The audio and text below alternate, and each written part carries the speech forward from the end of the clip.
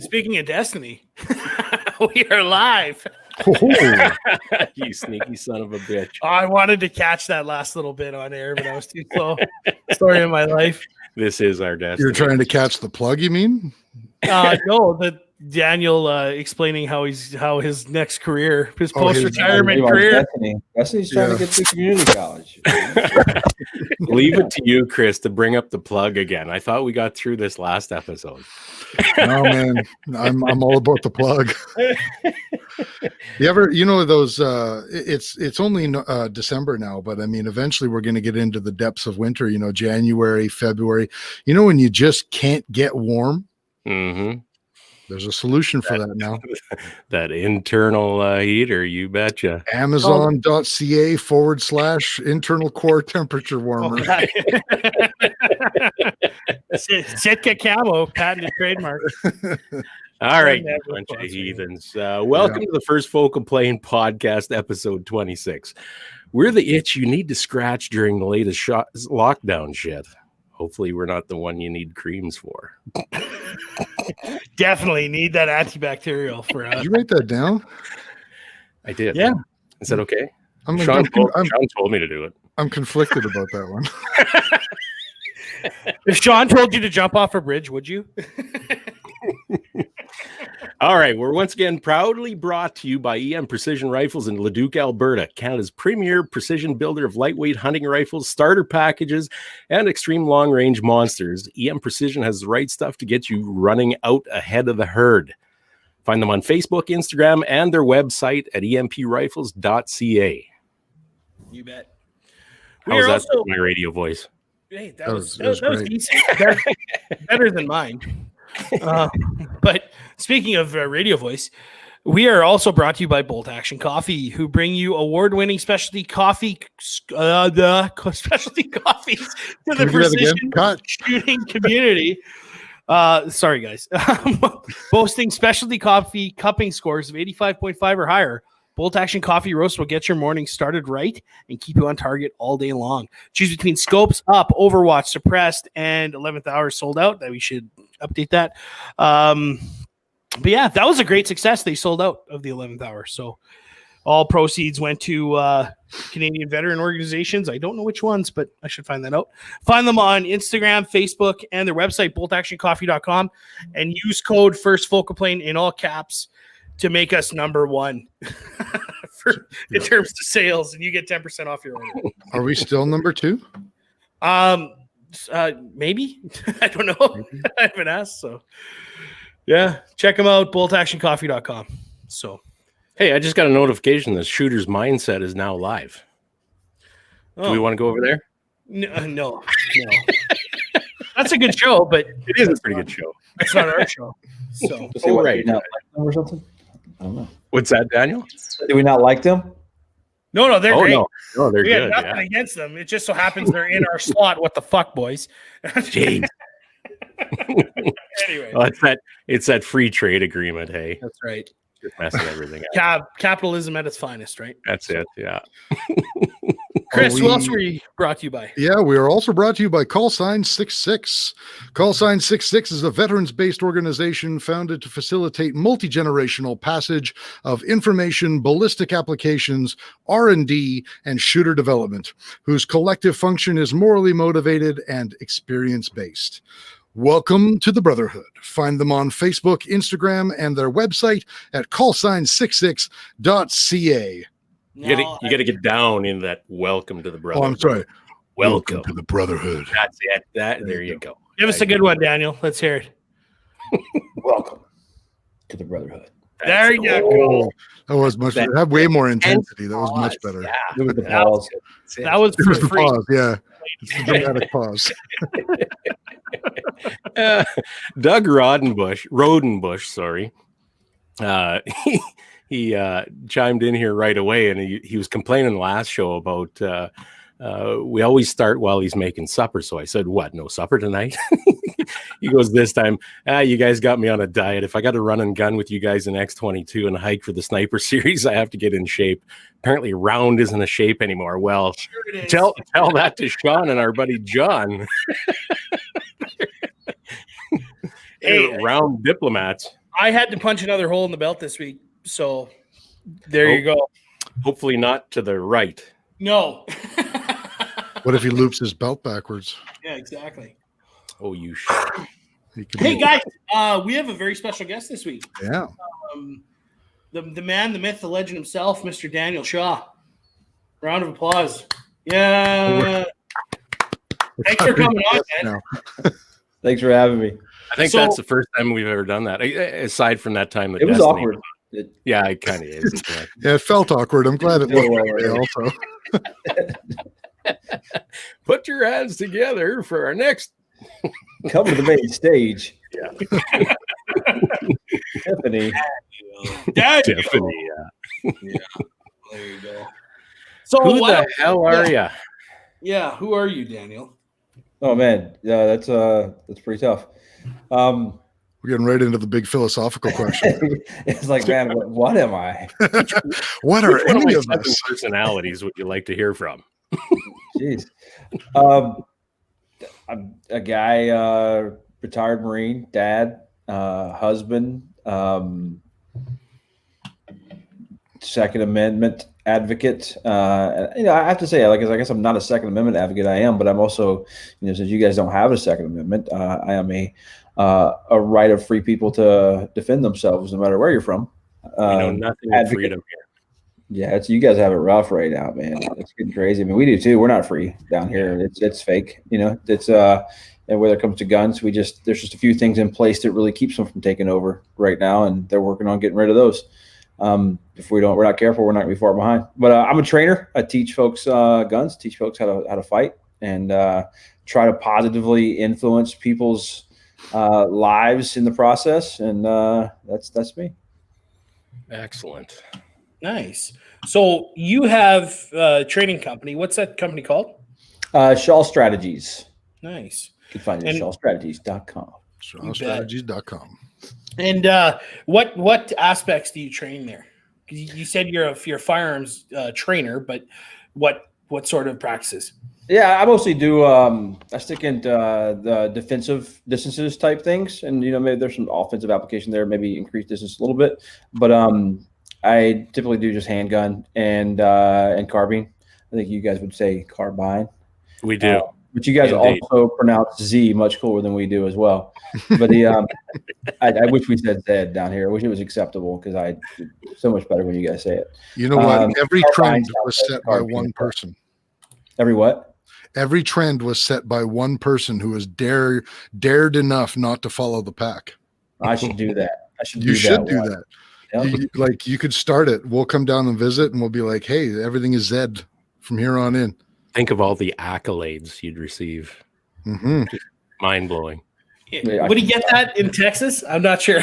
Be like, what is that pig Latin you're talking? What's a Z? Yeah, I don't think it would go over well. I don't think it'll work. No.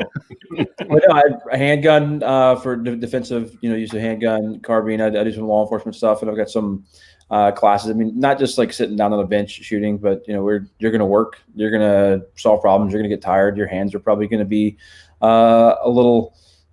You often get a little blood on your hands, not from getting shot or staples this time, but from working the controls. I cause a lot of problems, teach people how to solve problems, and not just shoot. I think that's the easy part. Shooting guns and being accurate and repeating that process over and over again doesn't really change. Everything around it does, and it's greatly based on your environment, your application, and what the surrounding has to say and the bad guy has to say, and we try to encounter some of those problems. Nice.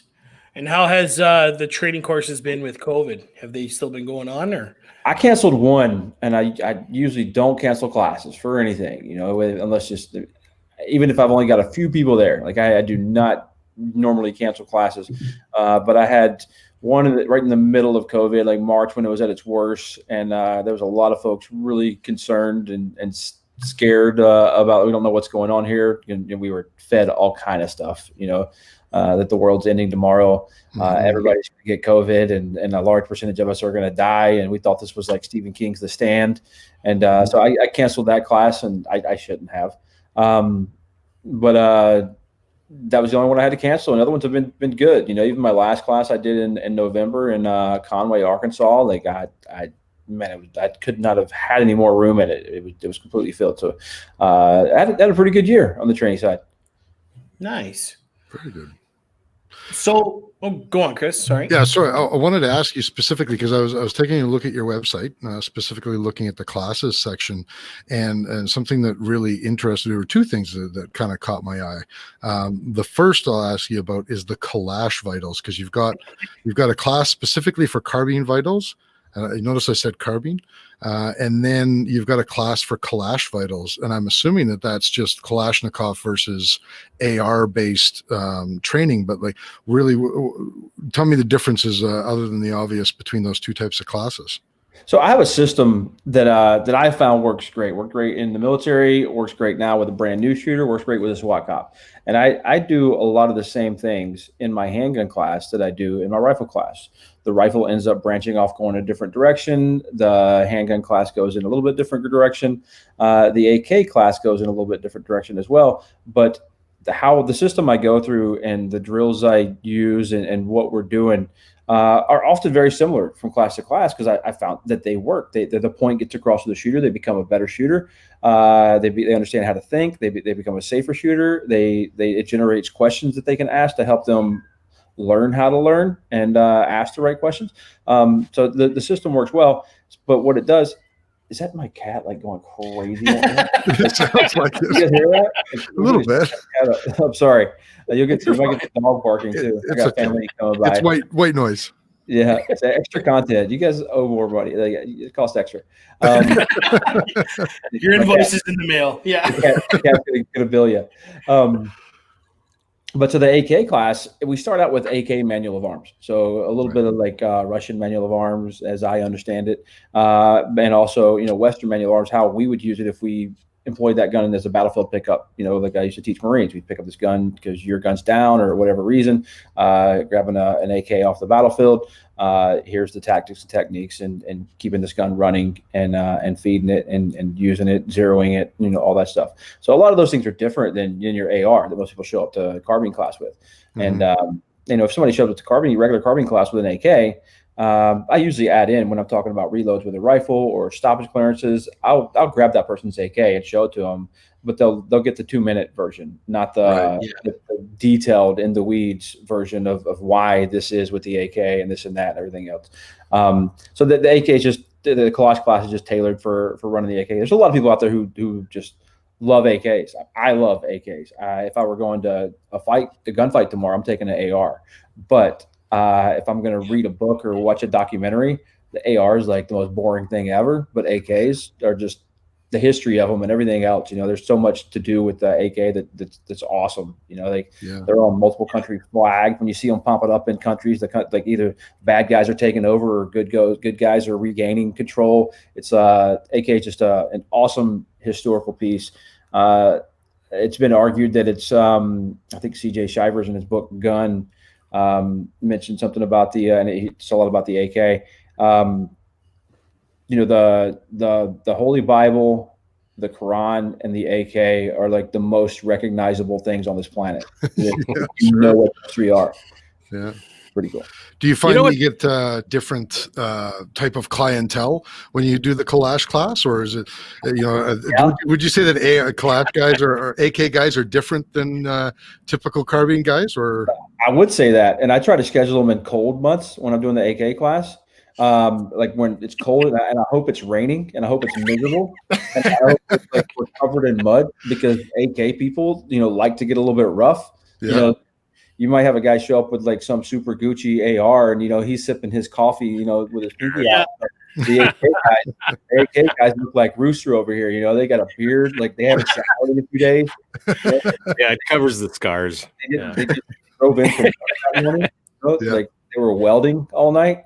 Like, so that's the AK guys. You know what really threw me off is when you said you zero an AK.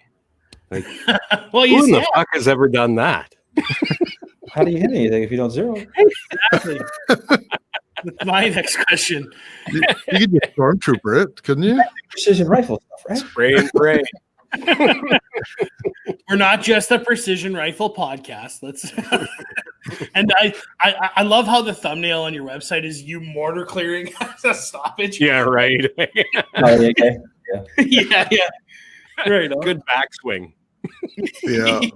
Yeah, you've got a good foot and a half off the ground. Like you're gonna hammer that thing. Hard Texas soil, right? Cartridge. Yeah. Oh, sweet. Well, the second one I wanted to ask you about that kind of caught my eye is the active killer defense. And that seems like something that, like, in terms of like contribution to your community, that seems like a pretty solid type of thing. Tell me about that class. What kind of stuff do you guys do in that class? So I haven't taught that class in quite a while. But I can still teach it, and I'm still involved with it. But Ryan Hoover and I from Fit to Fight, he's out of North Carolina, has multiple Fit to Fight affiliates. Him and I designed that after an active shooter event where we just we kept seeing these things and talking about it, and we had side conversations about what we could actually do from my perspective, being a guy who knows guns. And knows how people act and think with a gun in their hand and what they're trying to accomplish with that, and him from the martial arts side.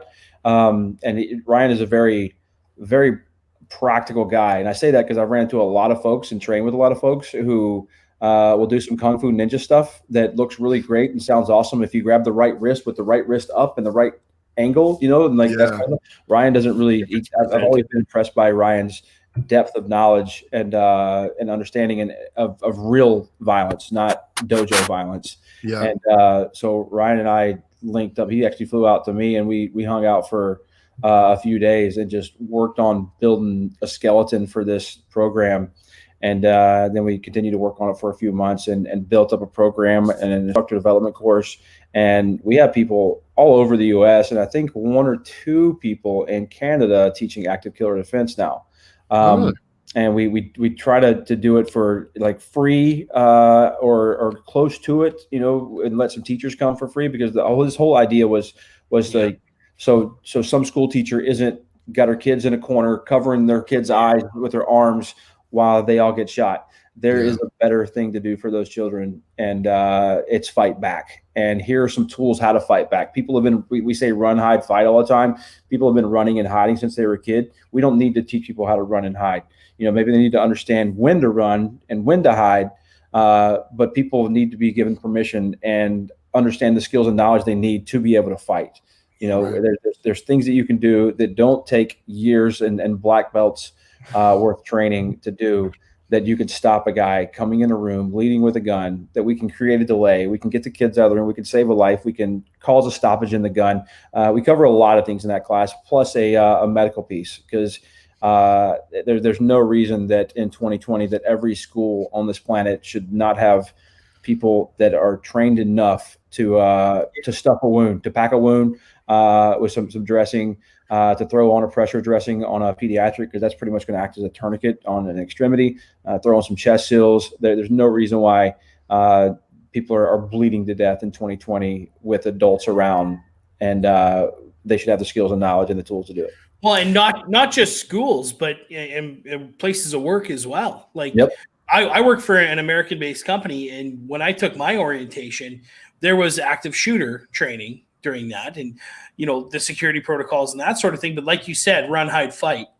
Sometimes that isn't necessarily conducive to stopping an event. And like you said, people are going to get hurt. People need to know how to effectively, like you said, pack a wound, apply a proper tourniquet, and that's where courses like this come into effect. So props to you, man. That's stellar. Yeah, that trauma response is something that is just not a priority in at least in this country anyway. I would assume for most of North American society, it's it could never happen. So even like how many guys at the range pack a trauma kit or a tourniquet? Nobody. I've never seen a single guy besides me. See, we changed that here. We have totally changed that in the last, I would say, 4 years in the U.S. You're going to have you will not go to a training class with a reputable instructor and not have 90% of every student has a trauma kit, a bigger one in their bag or by their gear, and one on their body. Wow. Like it's there's been a lot of people out there, that are bigger names than mine, and from all the way down, to local level where nobody else outside of the state or city has ever heard of them. But people are pushing medical hard. We created a culture. I'm not sure exactly what magic we did.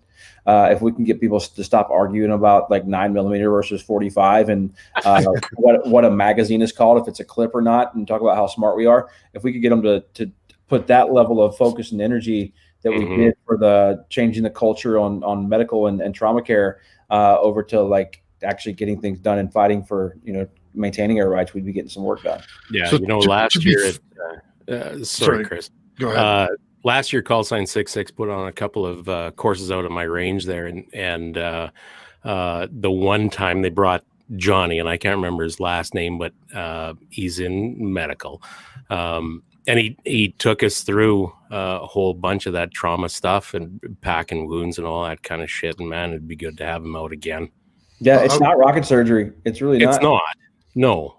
But the thing is, if you don't go through those motions, and I mean, you can probably get by if you're reasonably level-headed.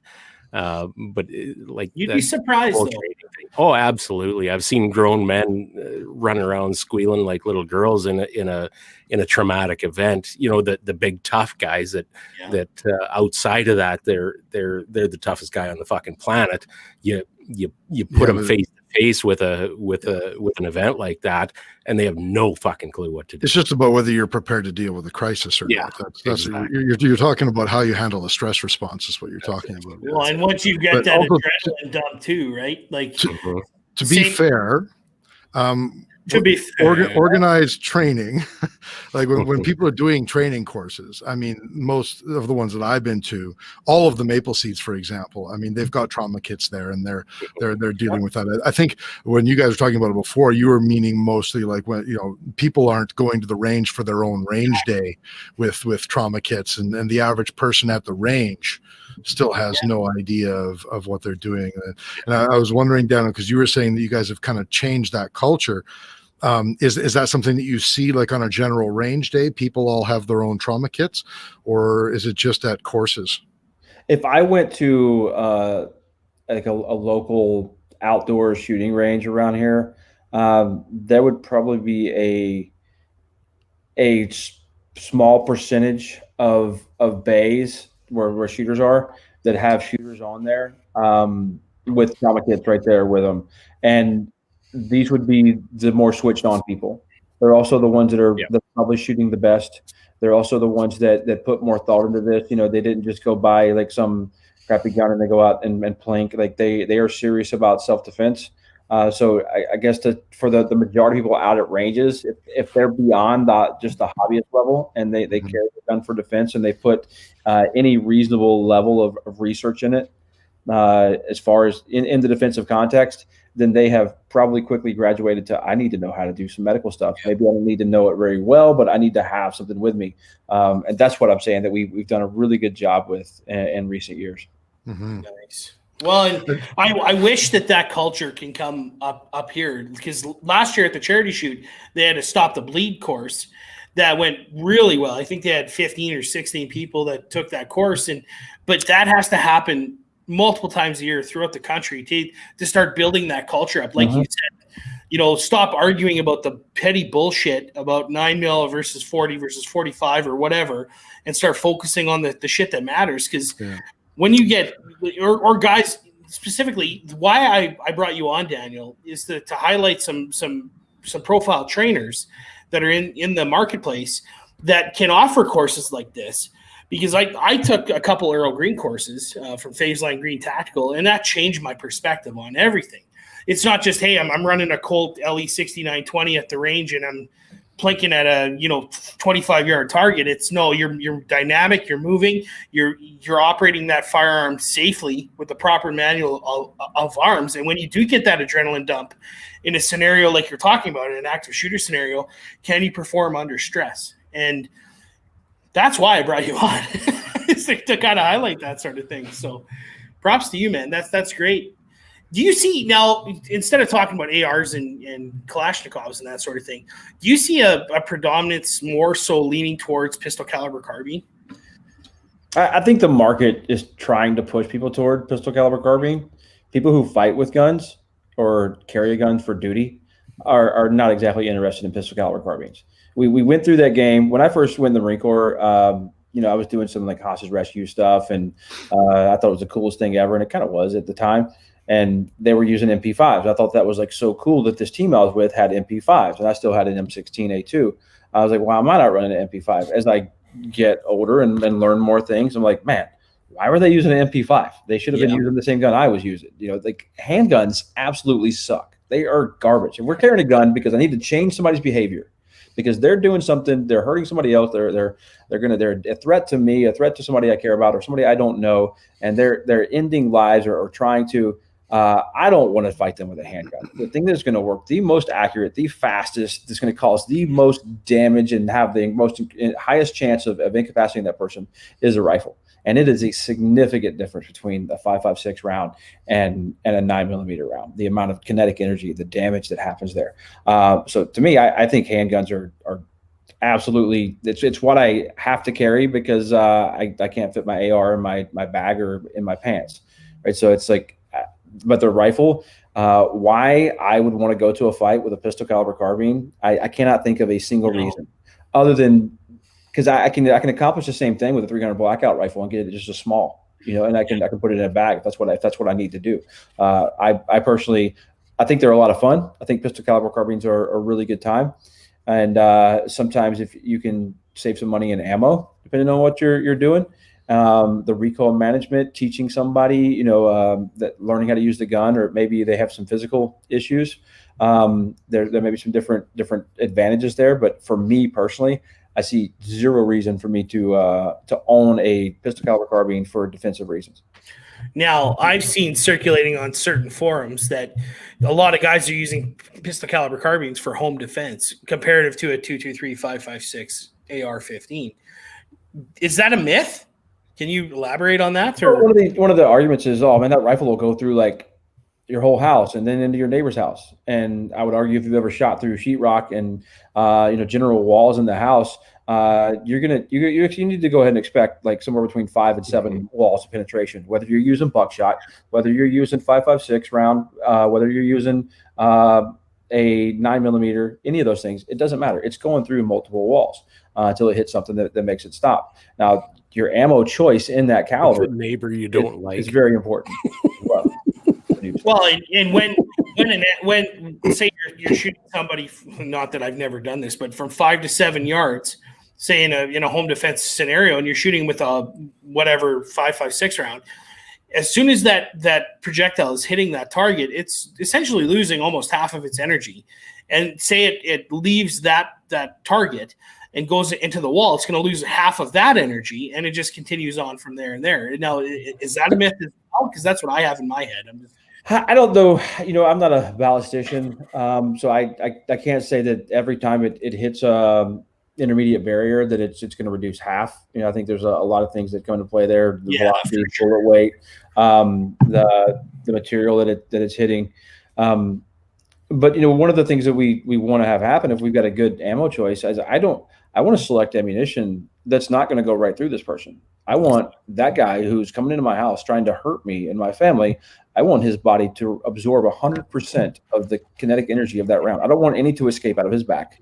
I want it all to be displaced right there and displace things in the body, because that's how I'm increasing my chances of incapacitation or making them stop through some various incapacitation theories.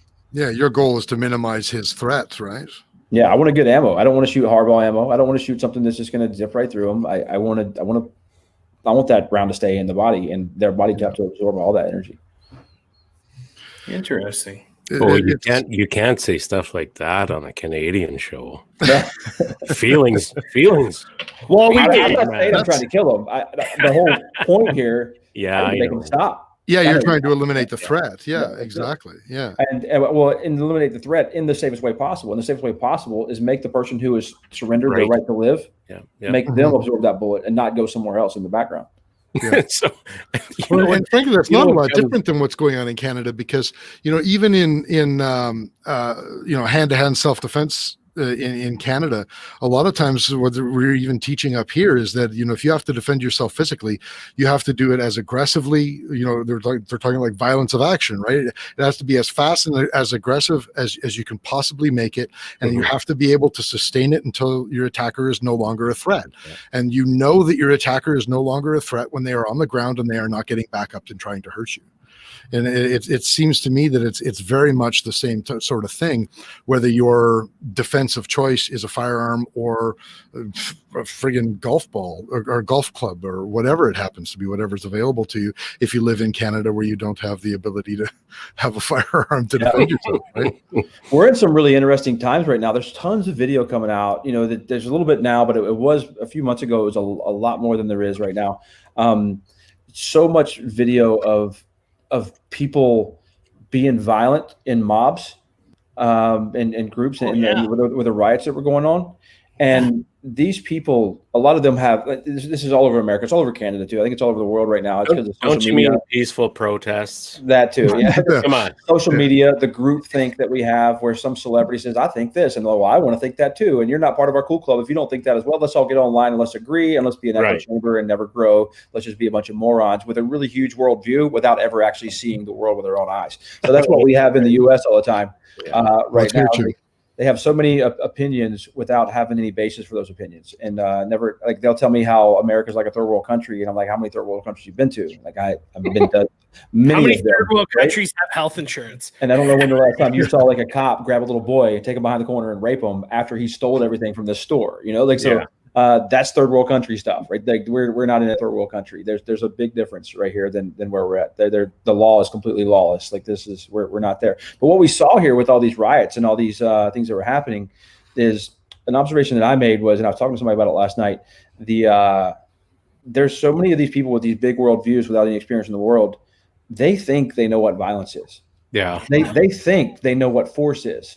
Yeah. They have never seen it. They have never seen a person that's trained their whole life, that has a mindset, that has made the decisions about what they're going to do on this night 20 years ago, right? They knew they planned this forever. They prepared for it, and they've had multiple experiences in their life where they've turned on extreme violence before. Maybe they went to combat, in Afghanistan, Iraq, or Africa or somewhere, and then they've got experience and they know what it's like to switch that on and then switch it back off and come home and then turn it on again when they need to, and they run across some of these people sometimes. And when they run across these people, if you listen to their voices, and when they're saying call 911, they want to call the police that they're protesting against. They want to the way they're acting, the way they get hysterical, they just completely freeze up and they have no idea how to react. They're just locked right there. You saw that in the CHOP videos. Yep. Guy gets shot, or an Antifa guy gets shot, and next thing you know, they're screaming at the police because the police won't send an ambulance in to deal with the guy, and the ambulance won't come in until it's safe. But I'm not sure what you expected here, right? But when these people are introduced, like you said, with just extreme violence and boldness and violence of action in what you're doing, in most cases, hide your intentions. When we talk about concealment, people think, oh, I got to conceal my gun so I don't print, so I don't see it. There's so much more deeper than that in concealment. It's concealing your intentions, concealing what you're observing, concealing what you may know about the situation or what you may know about responding to that situation. You're concealing everything about that, especially your intentions. And then when it's time to turn it on, it's a complete surprise, and it's 100% violent. You've turned violence all the way to 11. And then, as soon as it's over, you may be helping somebody and being, saving a life by plugging a wound somewhere. So it's not that we're violent people. It's just, we possess the capability to do this. Right, and some of us have a better understanding of real violence than others do. And I find from watching all these videos that, man, that is the answer in a lot of these situations, especially the riots that we saw, and this younger generation that thinks they understand what violence is. You show them real quick, and they're like, that's not a game I'm ready to play. Yeah. Doug brings up a good point here. Where is it? Thanks, Sean. When someone loses respect for my life, they lost it for theirs too. End of story. And you were talking earlier, and immediately came to mind that a lot of the response that you get for home defense stuff is you value your possessions more than you value a life. No, that motherfucker valued my possessions more than he valued his own life. Mhm. You know, like I want to bring you think back about just for a second, Daniel, because it's a really, for me, it's a really interesting thing in the industry that I'm in. We have so many people who like to think that they know what violence is, because the reality is that we are practicing violence. The biggest difference being that my life has never been on the line. When I stepped in the ring, I was not worried about having to kill him or him killing me, because there's a referee in there that's going to stop everything if one of us hits the ground, right?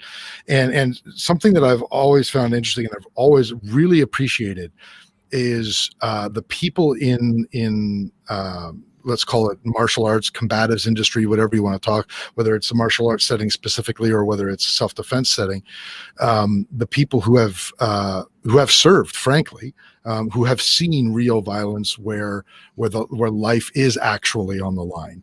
And it's exactly what you were talking about. You can see the perspective when somebody is talking from a position of perspective because they have experienced it, and whether they're relaying combat experience back to civilian self-defense or not, you can, when you're aware of that difference, you can just tell the people who are frankly just speaking from a level of experience, right? And those are the people that you have to listen to, rather than rather than the Russian chi masters with their touchless, self-defense and all that sort of goofy stuff. It's a really interesting dynamic to experience, being someone who didn't serve but has practiced controlled violence, for the majority of his life, to see that perspective of the people who also practice that controlled violence but have the experience of actual violence, right? It's I think that both the firearms industry and the self-defense industry need to understand and respect people with your perspective more, I think, is what I'm getting at. And the way you word that, but the way you explain all that, that it shows your intellectual maturity, and not assuming things that really you don't know. You don't know how until you've ran to a fight where you can die in that fight or any minute. You don't know how you can perform in those situations. You have no idea. You haven't been tested, and that's I did some things that I've got awards for in the Marine Corps in combat. And I'm very proud to show my kids that. And, if somebody gets close to me, comes over, we're talking or something, I might let them read it and stuff, and like a medal, and it's these are very important to me, but not because it's a medal or a piece of paper.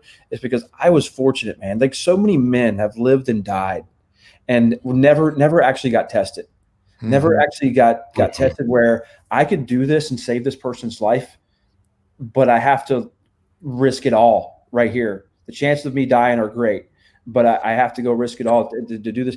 And a lot of folks have went through life and they never have been fortunate enough to have that. And I think I'm incredibly fortunate to be in that situation where, I was tested a few different times and I passed those tests, from my own, and I'm my strictest, rubric. So I passed it from my own standards. But Rooster said something a few minutes ago when he was talking about, the big tough guys who are always the loudest and everything else.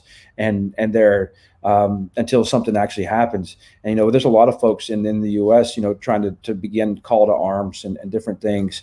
And it means absolutely nothing to me when a person who has actually never been tested says, hey, let's go fight. Because they're going to be like, let's go, guys. And then like mosey into the background a little bit while everybody else is. Because you don't have any right sending anybody to their death, and for something when you have no idea what you're trying to convince them to do. You have no clue. And that's the other thing that happens in this group think, and it's happening in our culture, the gun culture, the self-defense culture, and it keeps seeping in more every day. And I don't know how to get rid of it, but it needs to go. But this idea of you guys curse on the show? Oh, fuck yeah. Yeah, buddy. I don't usually curse on shows, but this idea that we value men who give zero fucks. I'm like, oh man, he's got zero fucks to give. And we value that. Like, that is not something we should be valuing. That is a horrible idea. That is not something that we should be doing, condoning whatsoever. A man should be measured by how many fucks he actually gives, and the caliber and the level of things that he cares about, not how much he doesn't care. If you don't care, you're a sociopath. Like, we don't want those carrying guns, training, protecting. Any fucking idiot can do that. Yeah. Right. So like that whole culture has to go away. And usually the loudest and most boisterous and obnoxious person in the room is typically not the most dangerous person in the room. So how do you handle that when you see one of those individuals like you just described partake in one of your courses? How do you? Doesn't happen. They don't come to training classes. No. Not those kinds. They don't do it. They already have it all figured out. They don't come. Yep. You don't get people coming in anyways that'll argue with you, or like, oh yeah, but I saw like this guy did it this way, and like, oh, I'm sure there must be a few. Every once in a while somebody tactful asks that, but I encourage it. At the beginning of my class, I tell everybody that I've been wrong about so many things in my life that I am sure I'm wrong about something today. I have been making a living with a gun in my hand for over 22 years, and I can't even tell you how many times I've changed my mind about things. There's things I used to teach 15 years ago that I laugh at now, like what a moron I was. And I taught it with like vigor. Like I was right. Like I knew it. And there was no arguing with this. I mean, I was so right. And I thought I was so right. And then come to find out, I'm like, man, I was wrong. Like I shouldn't have been teaching that stuff. I think we've all been through that. Right. If we really critique ourselves. No, that's right. Yeah. So I've been wrong about so many things that I tell them in the class, like I'm the most right I've ever been, but chances are I'm going to teach you something that in a year or two from now, I'm going to think that I shouldn't have taught this. There's a better way to do it because more information is available. So because of that, I want you to question everything that I tell you. I don't want you to be like, oh, well, the guy said that this was good, so that's what I want to do. If I tell you to do something a certain way, I usually give you how, why, and where it fits in reality. And what problems it solves. But if there's more to it, I want you to question everything. I don't want you to not, if you watch a gun review on the internet that I do, or read one that I write, or you watch some other YouTuber or something like that, you should question every single thing that they say. Some of them are lying, right? Some of them are wrong. Some of them have the wrong information, but they mean well. An agenda. Right? Like, but you've got to question everything. Yeah. But the road to hell was paved in good intentions. So. Yep. Yeah, I think we should highlight maybe what Mike is saying. He's highlighted, the Dunning-Kruger effect, and now he's given a definition of it. So for the audio people listening afterwards, I guess I'll just read it out. But the Dunning-Kruger effect, this is Mike's words, is a cognitive bias in which people wrongly overestimate their knowledge or ability in a specific area. This tends to occur because a lack of self-awareness prevents them from accurately assessing their own skills. Essentially, what he's saying here is the dumber you are, the less you are aware of how dumb you are. Right. Yeah. I think you're so fucking stupid. You don't know how stupid you are. You don't even know how fucking stupid you are. Yeah, exactly. I know. I think we can really break. I've thought this for a long time. You can break society into just a couple of different groups as far as that's concerned. I think you've got the vast majority of people, and we're talking about civilians that have never served, that have never done anything dangerous in their life, that are really just not capable people, I think, who they're the people who are screaming the loudest on social media about gun control, about zero tolerance. These are the people that have been coddled through all of their entire fucking life. That is the height of the Dunning-Kruger effect, I think. They've never known hardship. I've said this for many years, and I maintain this, that it's because they've never known hardship. But then you've got walk and holler. Then you've got the next category of people who have experienced a level of hardship. Maybe, they don't fight in terms of for fun, like sport, martial art, whatever, but are at least aware enough to know. And I think a lot of times these people have family that are vets or friends that are vets and that sort of thing, but at least they know enough to know that they have never seen anything real in their life. Then you've got people, I think I would fit into this category, who have practiced controlled violence, sport violence, call it, for a long time. And in some way, I think that the people in that category can at least imagine what it would be like to maybe serve, let's say, in combat.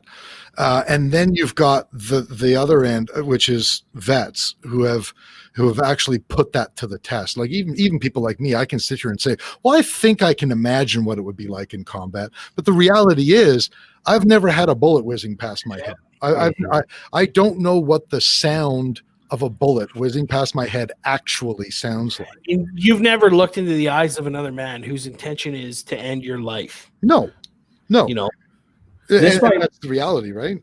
This might You've blow never your met mind, my sister, but I have a take that may be different than some combat veterans that are trainers out there. Okay.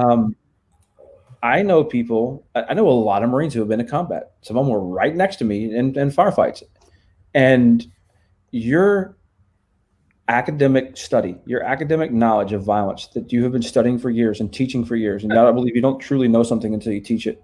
And because you have to go back and evaluate those fights that you were in, you have to go back and look at these things from those eyes, those researcher eyes, not just from what I experienced or what I wanted to develop, what I wanted to feel like I did, in that fight, but like really looking at it without the ego and seeing, what can I take away from this? There are plenty of people with actual combat experience that are less qualified to teach violence than you, even though they've experienced that. They don't possess the tools to dissect actually what really happened. They don't possess the tool to take those takeaways and then package those in the right way and then transfer that knowledge to somebody else in a way that, and here's the biggest problem that a lot of combat vets have is making it practical and relevant to that regular armed citizen. There's most everything that I experienced in combat and in training in the military does not carry over to the armed citizen carrying a gun at 2 a.m. at the gas pumps or in a home defense situation. There is a percentage of it that does, and there's a lot of little small things that do. There's a lot of mindset things that do. There's a lot of training mindset things. There's a lot of decision making that does. But the actual actions in employing the gun and carrying the gun and the team environment versus the by yourself, there a lot of that does not translate. Interesting. That's interesting you say that. I've never considered that. Mm-hmm. Well, how the hell do you even prepare someone for that scenario? Like, how do you teach that? Especially if you have been in combat, you've seen that, you've had those thoughts of my fucking life could be over like in the next several seconds. I've asked myself that question. I tried to put that in my carbine class and my handgun class. So there was a fight that I was in that I started going down this rabbit hole of visualizing myself die and looking at other bad guys dead, the way they fell. Like, why would he fall that way? That doesn't make sense. Mm-hmm. I didn't expect the dirt to turn that color with the blood hitting it, and that. I didn't expect this. Like, just observing things that your mind's going and picking up all kind of little things that don't matter, kind of a defense mechanism. And I've talked to a lot of other people in stressful situations where there's dead children around and dead people around in some active shooter scenarios and stuff. And they observe these really strange things. And, that was my experience. And I don't know the technical term for it. But one thing we called it in the military was precognition, not like Minority Report, Tom Cruise precognition, but like I'm visualizing myself die. I'm seeing myself, like I thought when I got off of this AAV and turned left, I'm going to see my chest come out in front of me because I'm going to get shot in the back and it's going to explode in front of me. I was visualizing myself and I realized like, wow, there's bad guys there and there. I need to move my machine gun. That's a great spot for a machine gun. Why am I not moving my machine gun team over there? And I need to move my guys over this wall. So I actually thought back to years prior to that when I was a young Lance Corporal or private first class, I can't remember, where I was in a dark room with like mold all over it and some really old building.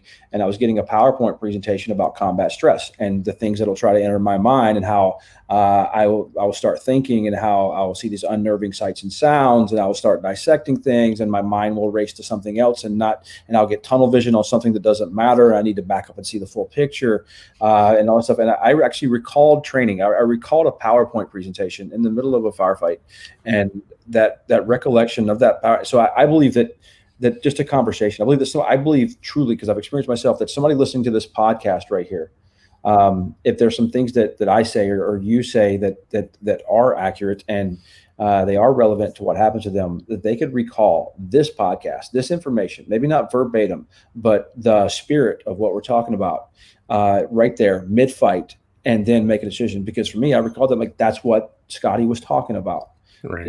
And I was like, this is what Scotty was talking about. And I was like, I've got to back away from this and free my mind to think tactics and what we're doing right here. Mm-hmm. And that took me out of that. You're blowing my mind right now. Okay. Yeah. Here we go. Okay. So while you were saying that, exactly what I was thinking was my third kickboxing fight when we were in the we were third round, right? And I'm exhausted. I can see that he's exhausted. We're kind of circling each other. Nobody's really doing anything.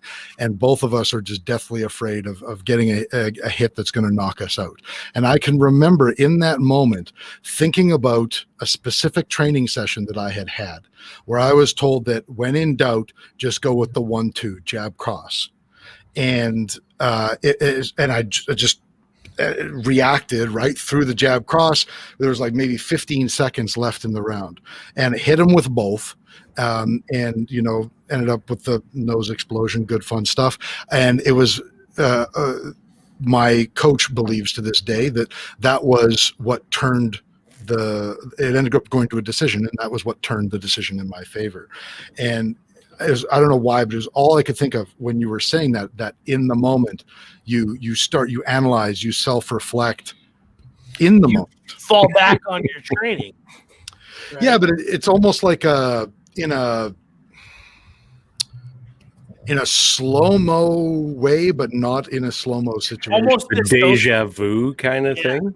Almost, I guess. Almost like you've been here before. I don't know. But it's just interesting that you're saying you're talking about combat, and it made me think about something in sport, right? Yeah, no, but I think we experienced the exact same thing, and because you recalled that training. Now, another cool part of this to the next level, I believe that the better we are at the fundamentals, the more our mind is free to think tactics. Right. Exactly. So I don't teach anything advanced. I have a class and people say, "Oh, this is your advanced class, right?" And I'm like, "Well, no, it's we're doing the fundamentals with more things surrounding it that create problems for us." So it's I'm just an advanced application of the fundamentals, or a not so comfortable application of the fundamentals. And so if we have this, if we're so good at the fundamentals that my mind is free to think tactics and make decisions, my mind is freed. I've got the mental bandwidth to recall training. I've got the mental bandwidth to analyze a situation and maybe go a couple steps ahead. In your case, if you're like me, when I used to box, the first time I went in the gym, the dude made me throw punches for 2 weeks straight. I mean, jabs. Mm-hmm. Like I would be driving my 1986 Toyota pickup with one hand, changing gears because my left arm doesn't work. It's just hanging there. Yeah. I can't do anything because I threw so many jabs that day. Light turns green, jab. Light turns red, you can rest for a second. And that. So you were probably really good at that jab right cross. So you didn't need to think about how you're going to throw that straight jab and then you're right. All you thought was like, I practiced this. This is what I'm supposed to be doing. And then you did it without thought, like the Japanese call Bushin. And that is training coming full circle. Yeah. How do blackouts apply? I just think back to my hockey and street fighting days. Hey, Rooster, nice fight there. I'm like, I think the I won, right? I think the different variable there is alcohol. Oh no, no, not that. Not the fun. I used to be that guy that I got my ass kicked a little bit when I was younger, but after I learned a few things, you stick your head down and you just fucking lose it. That was my strength strategy. Yeah. The blackout. Hey, you remember when you hit that guy with that? No. Nope. No, I don't. Thanks for bringing that up. It's over, right? Can I bring you back to the another thing that you were talking about? You were talking about practicing fundamentals, techniques, that sort of stuff, and you were really describing visualization, but almost like a negative visualization. Mm-hmm. You're saying you're turning the corner, you're visualizing what would happen if your chest exploded, you get shot in the back, that sort of thing. Do you see a value to negative? There we go. What the hell that was? Oh, that's your dog. Hey, puppy. Cujo. Lay down. Do you see a value to a negative visualization like that in that scenario, or do you think that positive visualization would be more valuable? Look, that's a tough one, man. I'd have to call up some human factors and psychologists, scientists, friends of mine that are super ninjas at that stuff, because there's some things that our bodies do that we're hardwired to do since we were, running from animals that were trying to kill us, when we had spears and, we didn't even know how to make fire, at the time. So it's like, there's some things that are some survival things for us that are really good things that maybe I don't understand. For me, in that situation, I didn't see really any positives in the negative thoughts. They were taking up a lot of my mental bandwidth. And we have a finite amount of things that I can solve at a time and think about at a time and evaluate and process at a time. And I should not be allowing these negative thoughts of my impending doom to take up mental bandwidth that I should be applying to keeping my Marines alive and maintaining contact and killing the enemy. So that would be counterproductive to my mission there at the time. If my mission were to run away, that precognition, I might get shot here if I go out there. Maybe I shouldn't go out there. So those survival instincts, if my mission were run away from that, those negative thoughts may be a benefit for me. But in my situation, I don't think they were a benefit. Does that make sense? Yeah, it does. Yeah, a lot of sense. Yeah, so I can't say, I don't know enough about human psychology and the way we're wired to do things. I do tell people a lot in my classes. I've mentioned on a few podcasts and stuff too, that this is something that I think everyone should realize. And I think if you carry a gun, you should realize this so you can recognize it. If you have to use your gun in a public environment or in your home by yourself, or you're in a very violent situation, or maybe it's not a human violent situation, but it's something that is a danger, environmental disaster or something, you are hardwired in your DNA to survive. Spread your seed, make babies. Like, that's the way we are wired that way. That's it. Like, there's no arguing that. There's no fighting that. So your first instinct, if a guy has a gun and he starts to shoot somebody and he starts to do something, and you've got your wife and kids that you love more than anything else on this planet. If I were somewhere out with my wife and my kids, let's say my oldest son doesn't live with me, my youngest son, I love this guy more than anything on this planet. Like, he impresses me on a daily basis. I could not be more proud of my 10-year-old. He is awesome. I would give my life for him in a second. But I guarantee you, if we were in a situation where there was somebody trying to do somebody harm or do my wife and son harm, the first thing that's going to enter my mind is myself survival. Is myself, get myself out, not get my son out of that situation, not get my wife out of the situation. And I've been in these situations. It's not because I'm some pussy and I think I'm going to think so. I've never once been in a situation that the first thing I didn't think that entered my mind was like, you know what, going out there is going to get me killed, but behind this, like, it stopped bullets, I should probably stay behind this. But really, it's not the safest thing for me to do. The safest thing for me to do is fight with my buddies and knock these bad guys down. That's the safest thing for myself and for everybody else. But that first thing you look at, the first thing that hits you is like, get out of the line of fire, run around the corner. But if I'm me being with my wife and son, my responsibility is not to protect myself. My responsibility is to, when I asked her to marry me, when I had a child, it's my responsibility. They're now my responsibility, like that until I die. And that's just the way it is. So I have to put that away instantly. And I say instantly, we're talking fractions of a second, like instantly put that away. Like, no, I've got to cognitively make a decision to not do what my body's telling me to do, but to do what I know I have to do, because that is my mission. And sometimes what your body, your survival instincts want you to do are counter your mission, and you have to control yourself and get back to your mission. You guys, everybody experiences this before. You've experienced it probably today. When somebody cuts you off in traffic, when somebody does something wrong to you at work, your mission is to maintain a job there, continue to provide for your family, maintain your quality of life and all those things. But somebody pissing you off and you're reacting to that incorrectly and yelling at them or fighting, you just did something that's counter to your mission. You just did something that puts your children and your wives in jeopardy, or same-sex significant other, whatever. You just put them in jeopardy because you couldn't control yourself. So what we're talking about here is self-control. You have to, even though your body wants to do one thing, your temper in that work situation wants to do one thing, your self-control has to take over and say, that's not with my mission. Like, that's outside of my mission. I have to stay with my mission. And I'll just like, hey, all good, buddy, whatever. And not chase that dude down in a road rage incident, or not get in a fight with that coworker. It's the one thing that can get us out of the most trouble and save our life the most. And it's the one thing we get the most opportunities to practice, and that's self-control. So how do you feel about toxic masculinity? I don't think it exists.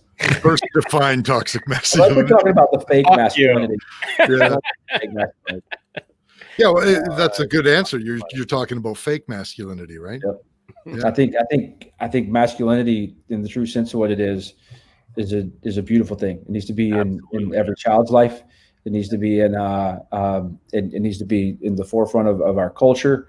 Just like with femininity, we all bring something great to the table, and together it's awesome. And when it's not, they're both missing things. And absolutely, it's a team effort. Fantastic. I'm just trying to be funny because all the bullshit going on around that, it just fucking drives me nuts. But again, Rooster, we're talking about like the people who are yelling the most about things like toxic masculinity. They're the exact same people that haven't got a fucking clue what they're talking about, because like you said, Daniel, they have no lived experience. And when you're talking about that stuff, I don't think you have to have experienced combat to understand masculinity and femininity, but you have to have at least done something with your life other than sit on Facebook for 10 seconds. Right. Luke Godin came up with a question here. How do you deal with switching on and then off? I know if I don't do something immediately after a situation, then think of it. It gets a little overwhelming coming off the instant adrenaline dump. You get what he's saying here? I think so. Go ahead, Chris. I was just saying, it sounds like, and this is my interpretation of his question, is that it sounds like he's asking about how do you deal with an adrenaline dump? Mm-hmm. Let me turn that back on, Daniel. There you go. So switch it on and then off. That's can't be an easy thing. Yeah, I think where it lost me is like, I know if I don't do something immediately after a situation and think of it, it gets a little overwhelming coming off the instant adrenaline dump. So the instant adrenaline dump, I felt those. I haven't felt one in quite a while, but unless I just see something that's just like really out of place, I tell people another thing in class: don't critique and evaluate yourself in the situation in mid incident. Right. There's some level where you're critiquing every little thing that you're doing, and that's okay. That's healthy, I think. You can assess after, but right? If you over critique in the middle, you're taking up more mental bandwidth at the same time. Yeah. Afterwards, like you have a little debrief. How many of us have been in an argument with somebody before, or somebody says something to you and you didn't respond, and you're like, and you went and took a shower that night, and you were like rehabbing that argument. You were, and you won that argument in your shower. Like I handed that dude my ass. Yeah.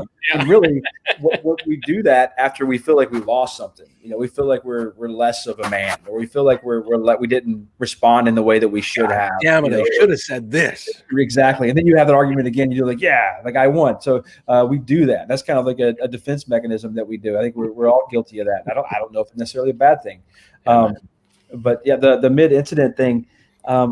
Don't critique in it, but switching it on and off, man, it just goes back to what I said a minute ago. For me, it's self-control. It's I am a firm believer that there are some problems out there that can only be solved with extreme violence, but there's also nice. But there's also a lot of problems out there that could solve before it gets to that with love. Yeah.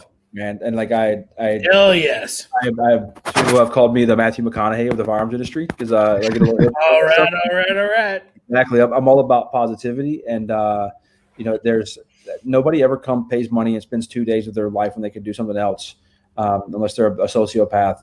They come there and train because they want to stay there and protect their family. They want to continue to stay alive and continue to provide for their families. Whether this is male or female, because they all come to class. It doesn't matter, who you are.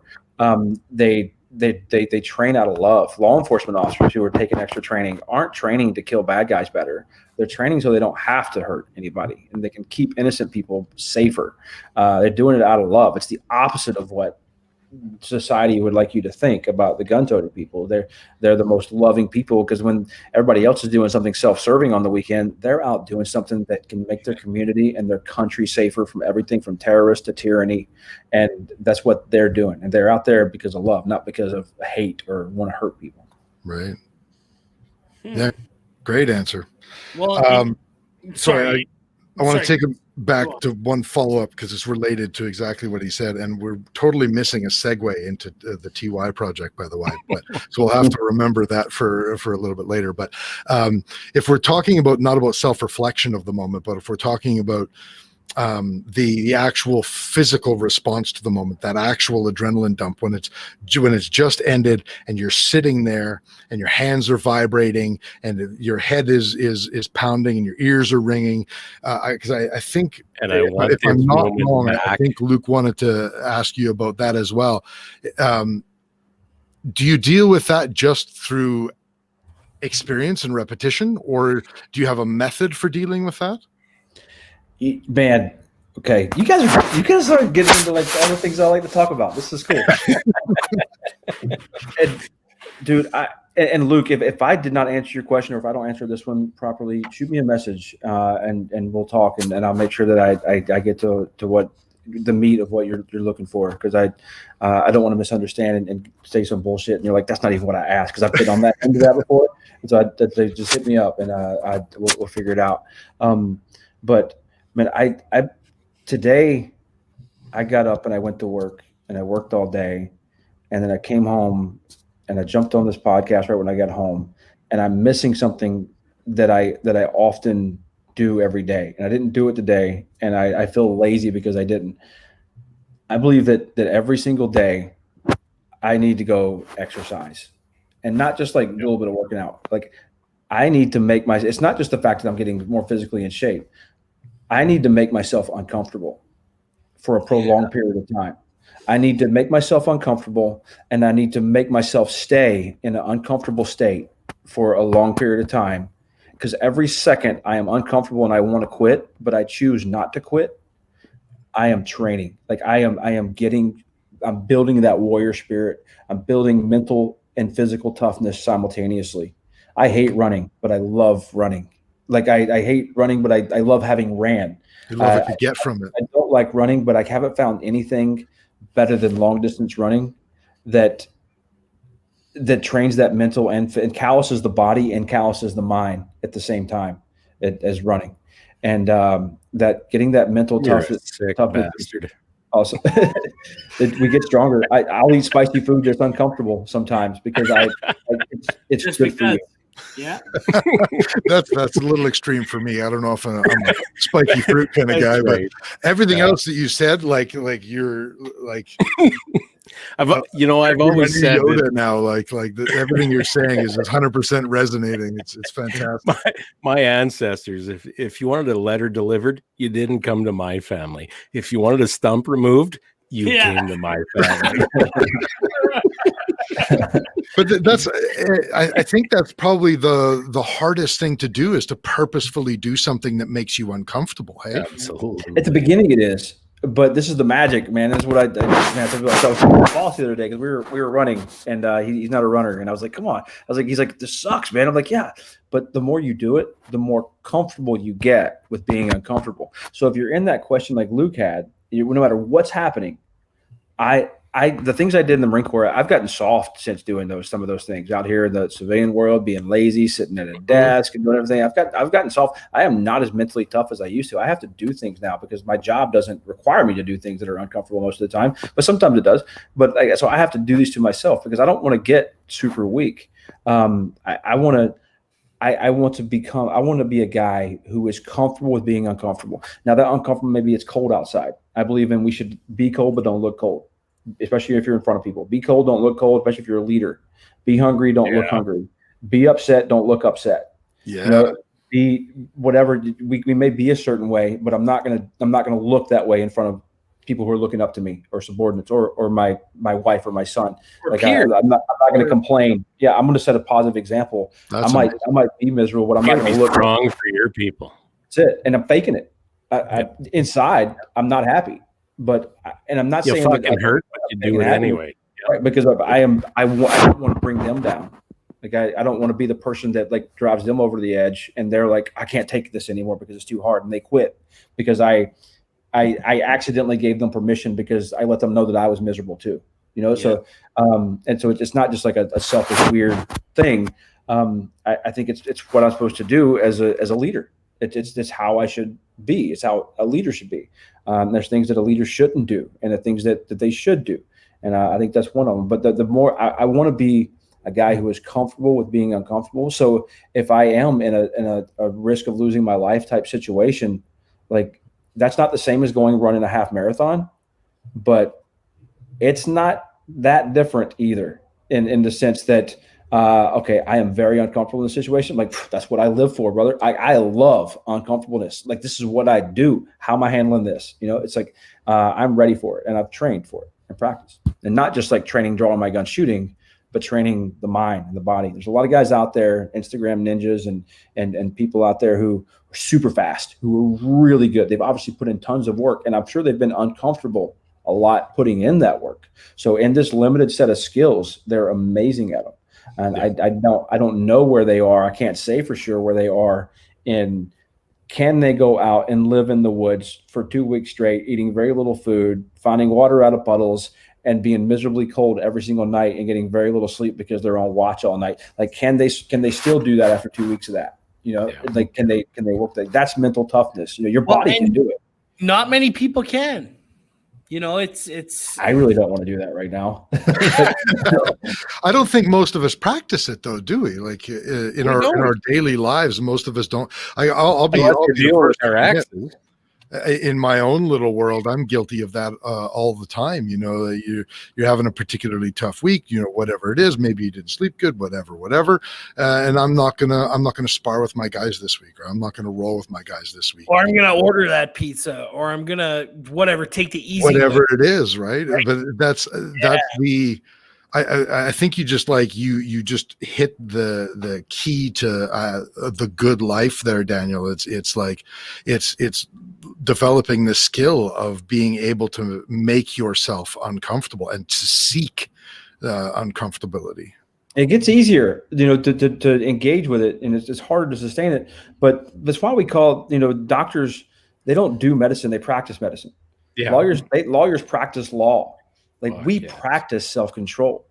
You know, like this is something that I've, you know, I have never really had like anger issues, but I have. There probably was a time where I would get pissed off really quick. I realized one day that what and then later on I found Viktor Frankl, who was a Holocaust survivor in like 3 different concentration camps, including Auschwitz, and he said that there is a space between stimulus and response, and in that space there's the ability to choose your response to that stimulus, and that is where your freedom lies, because the only thing you can truly control is your attitude. Kurt, what did I just tell you today? I'm going through a bit of a personal issue at within my family, and what I leaned on Kurt pretty heavy, and I said the only thing to my spouse, I said the only thing you can control is how you react to certain stimuli. You cannot control their response or their initial engagement. You can only control how you respond to that scenario. And that's it. You can choose to ignore it, or you can choose to get angry and pissed off or whatever. But there's nothing else you can control in life in general. There is nothing else that you totally have control of. Yep. Viktor Frankl, he knew his stuff, man. And so I had came to this idea that I could, if something happened, you know, that maybe aggravated some like PTSD symptoms or like something, I have this ability to cognitively decide that I am not going to respond in this way. I am not going to think of it this way. At the beginning of this, when somebody cuts me off in the road and like I'm like, what, you almost freaking hit me. I'm pissed off. And I'm like, yeah. And I'm like, whoa, dude, stop. This is your chance to practice self-control. I'm like, you know what? Why did I do that? I thought I was past that. Now I'm a freaking moron because I started yelling at my windshield. Right. And I'm practicing it every day. I'm practicing it and I get better at it. I don't get upset if my son does something bad. Sometimes I have to pretend like I'm upset. I expect humans to be horrible people. I've seen them at their absolute best, and I've seen them at their absolute worst. If somebody does me wrong and it completely surprises me, that's more my fault than it is theirs. Like I should have anticipated this. It's like humans are always going to be horrible to each other and to me and to other people. Like we shouldn't.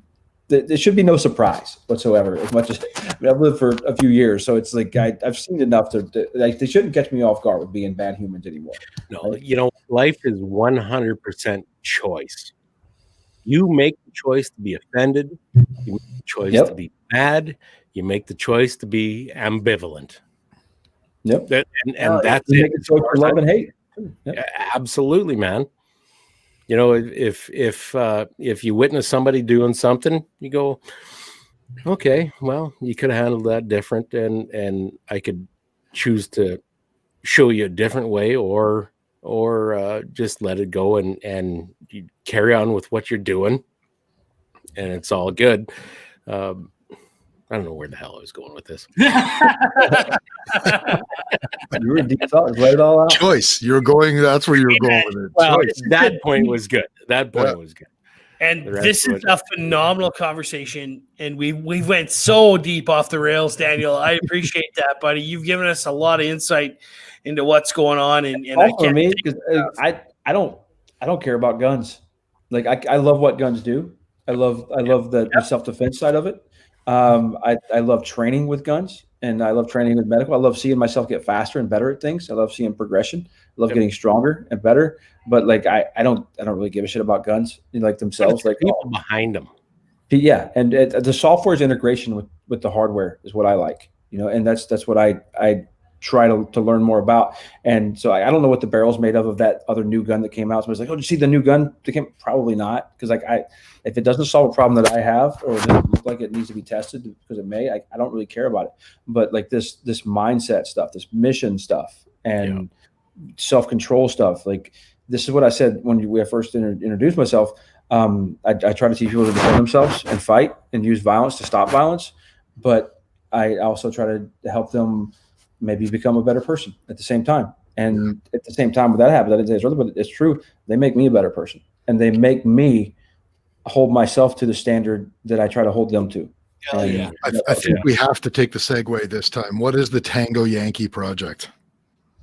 Tango Yankee project is it's a little poker chip. I don't think I have one within reach of me here. It's a little your screen, Sean. Put it up on your screen there. It's on Instagram. I'll try and find it. TangoYankeeChip.com is on there too. But somebody did something really nice for me in like late 2014, early 2015, like really nice. And I actually gave him an OD Canadian flag patch, because I had just got back from Canada, and a Canadian Royal Mounted Police officer gave me his patch because he was training with me. And it meant the most to me at that time, because I'd never taught in Canada before.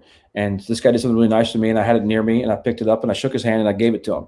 And I thought, he deserved that. And I wanted him to understand how appreciative I was. So I gave him the thing that meant the most to me right then, because I'm kind of sentimental like that. And I thought for a while about maybe I should get some kind of like challenge coin. And when somebody does something nice for me, I'll give them a challenge coin and say thank you. And then that turned into challenge coins are too expensive. Poker chips are a little bit cheaper. And I told a couple of friends about them. They're like, dude, I want some of those. Can I give some out too? Because like I would love to do that. And then somebody was like, man, you should sell these. And I'm like, that's a great idea. So that's how it started. And so it's just a little stupid poker chip. I got some Marcus Aurelius quotes on there, because he was also another smart dude that had a lot of stuff figured out. And the idea is somebody holds the door for you when their hands are full. They go out of their way. I've got stepdaughters who gave it to their stepdads, and they both cried their eyes out because thank you for being my dad and raising me when you didn't have to. And you shake their hand, you give them the challenge, the Tango Yankee chip, and say thank you. I've seen big, tough military dudes at SHOT Show reconciling issues they had in the past and crying and hugging because this chip got them to say something like, hey, I just wanted to say thank you. It's just a stupid little clay poker chip with something printed on it, but the meaning behind it, I've got about a little over 10,000 of these out in circulation now. And I get emails and messages all the time of amazing stories of how people reconnected with somebody or they thanked a veteran. The last alive flamethrower operator on Iwo Jima has a Tango Yankee chip. Like things like that are just absolutely amazing to me. The way the people had carried, you carry around 2 of them in your pocket is what I tell people. And you have these 2 in your pocket. You're looking for one to give away to somebody. You're looking for a stranger or anybody just being kind. And you like, hey, I saw what you did for that person. That was a solid move, man. I just want to say I appreciate that. Thank you. And here you go. Find somebody else doing something solid and hand this chip to them and keep it circulating, keeping it going around. Wow. And you still have 1 chip in your pocket, because while you walk around with a chip in your pocket, you're going to find that the magic here is you're going to find that, and this isn't like freaking weird snake oil, man. This is just something that happened that I observed for myself, and people have told me the same thing. You're going to act in a way that is deserving of the Tango Yankee chip. Like you'll remember that's in your pocket. You'll feel it in your pocket, and it's going to help you with that self-control that we talked about. I know that sounds like crazy stuff, but like, it is freaking magic. And it's just a stupid little clay chip, but what it symbolizes is what matters. That's incredible. That's huge, man. And they're priced very effectively too. You can buy a 5-pack for $15.95 US, I presume. You can buy a 10-pack. That's only $15,000 Canadian. It's really not. So I tell people too, like to be clear about this. This is a for-profit company, a for-profit movement. I usually call it. Sure. That's why I started. I do donate a percentage of profits. If they're selling good, I give more. If they're not doing so great, I need to spend some money in marketing. I don't have as much. So because I've got fees other than just like buying the chips. For doing this whole thing. But I donate to different veteran organizations. Not because this is a charity, because it's not. It's because it's my way to give back and help out. And this started heavily for a veteran thing for me to help do something for vets. I think that makes it more worthy because you're making something of this that is valuable to the community, not because you're obligated because you've registered a charity. You're doing it because you want to do it. Right. But I don't want anybody to ever think like, oh, he helps veterans, I should buy Tango Yankee chips. I want you to buy Tango Yankee chips because I want you to spread this attitude of gratitude. Right. And I want to reduce the amount of assholes on this planet. And this is my small contribution to that. I want that to happen. And I also, you're helping out a Gold Star family and a combat veteran when you buy them, because that's my family. But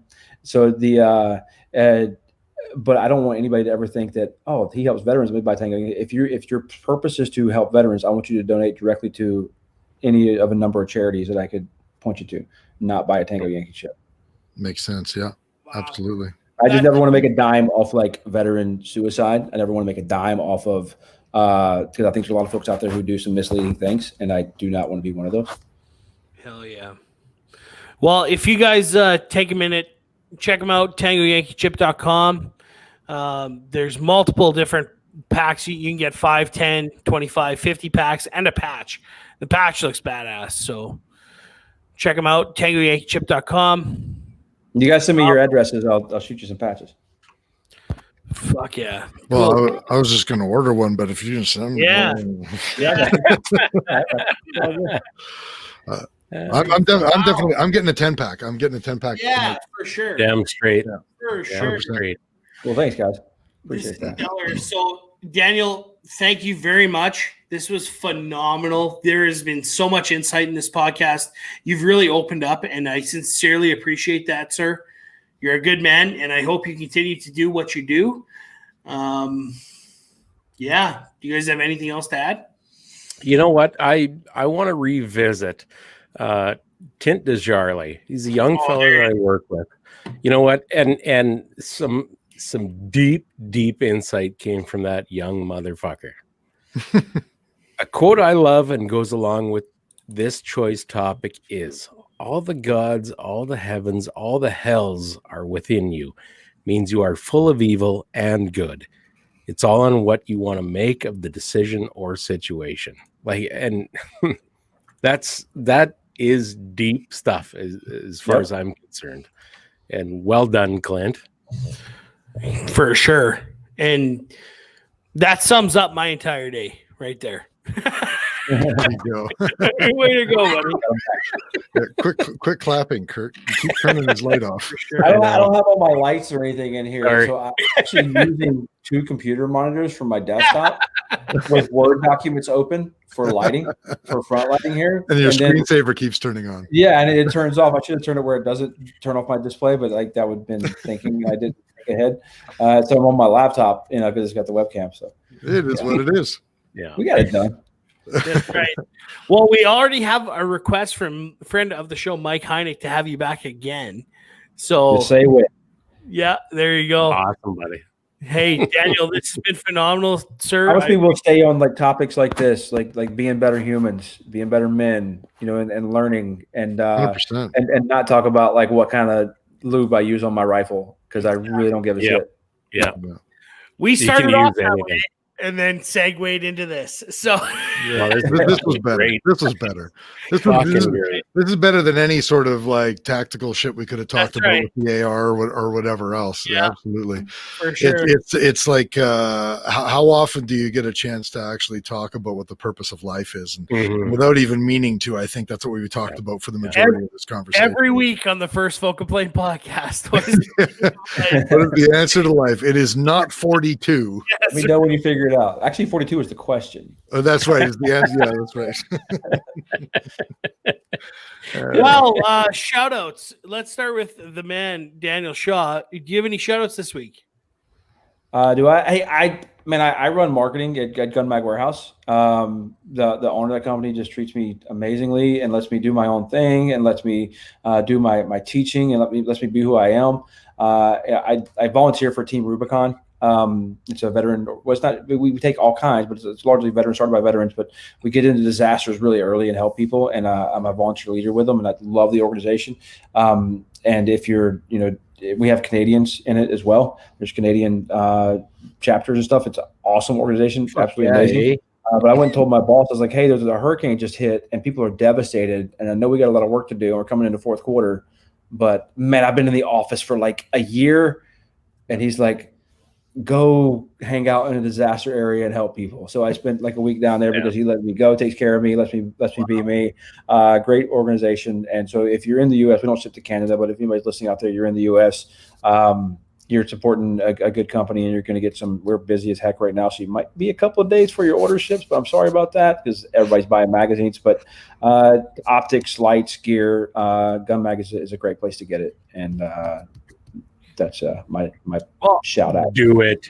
ITAR might have something to say about that, but regardless, check them out, gunmagwarehouse.com, correct? Can't send them to you guys. Yeah. Okay. There you go. Let's go to Chris. What do you got this week?